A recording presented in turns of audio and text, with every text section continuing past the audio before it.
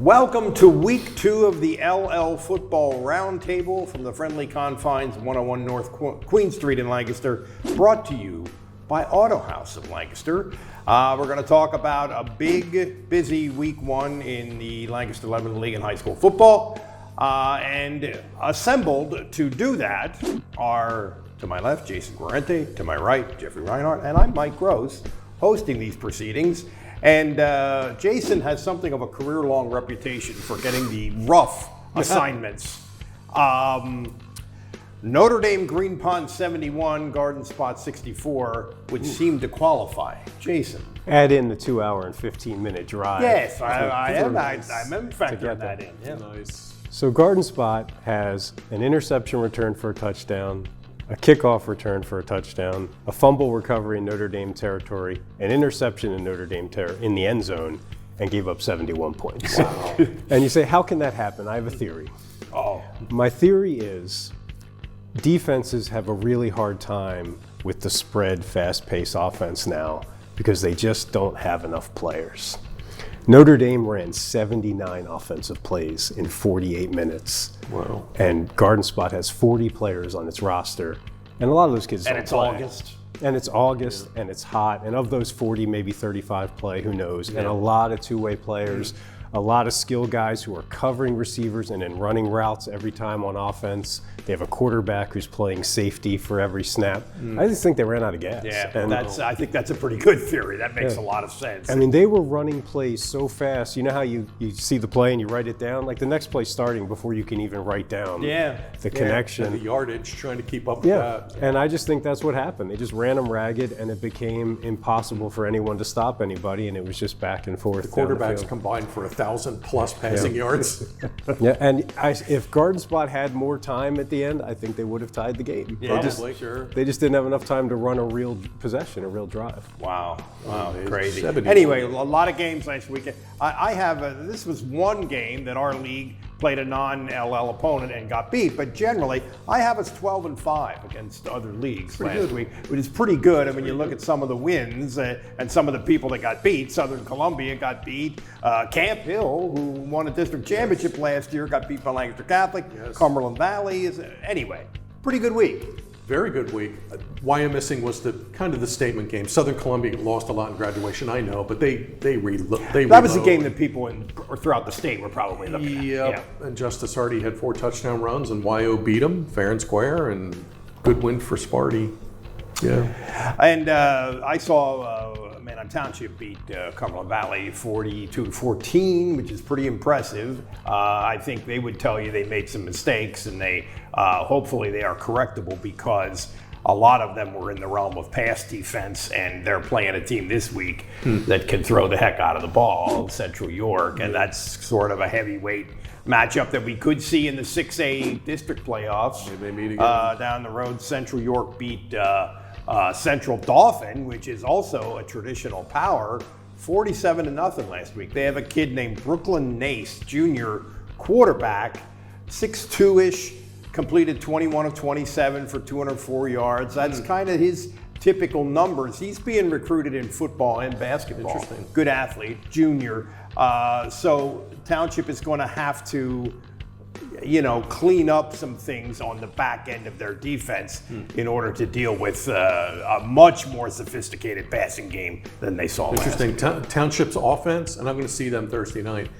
Same kind of thing? Yeah, Just quick hitters exactly and the get it out same of kind there. of thing. They are so good at getting the ball out quickly, and when you do that, you get guys moving in space. This DeClan Clancy is really a player. He's not a big dude, but he's an inside runner. He's a very effective inside runner. So, the Township is very good. I think this is a real serious test for him on Thursday night. Friday. Township returns all 5 linemen. That's huge. And they're big. And they're big dudes. And their fullback linebacker. They're going to figure the rest out. I mean, their quarterback's going to get better and better as it goes along. And I thought he was fine. Yeah. I thought he played well. Yeah. There you go. Thursday night. That'll be a great game. All right, Ryans, what do you got? What are you looking forward to? I'm looking forward to Conestoga Valley against McCaskey on Friday. I got to see both of them last week. Friday night, CV, Jaden Johnson returns the opening kickoff, 94 yards for a touchdown. Hello. They shut out Penn Manor 35-zip. We mentioned Sawyer Espenshade a lot in the preseason. He was really good. I'll tell you, Conestoga Valley, since late last year, man, they've been pretty impressive. Yep, won a district they're game. really emerging. Yep, beat Exeter in a big game. They played great. They played really well. 35-zip, pitched a shutout, held Penn Manor to minus 12 rushing yards. So that's pretty good. Saw McCaskey on Saturday and got very sunburnt down in Philadelphia. Red Tornado put up 40 plus. Jalen Cintron, 4 touchdown passes. I think McCaskey is one of the teams from last weekend there. You went, oh, okay. Yeah, all right, and Bartram was okay. They had some speed and a little bit of size. Tried to hog the ball, but McCaskey went speed game. Ramos had 3 touchdown catches. DeAndre Jones is really good. 2 picks and a sack and a touchdown and a 2-point run. That's going to be a cool game. McCaskey CV. I'm looking forward to that one. That should be interesting. If they're both playing well like they played in week 1, that'll be a good game in Whitmer.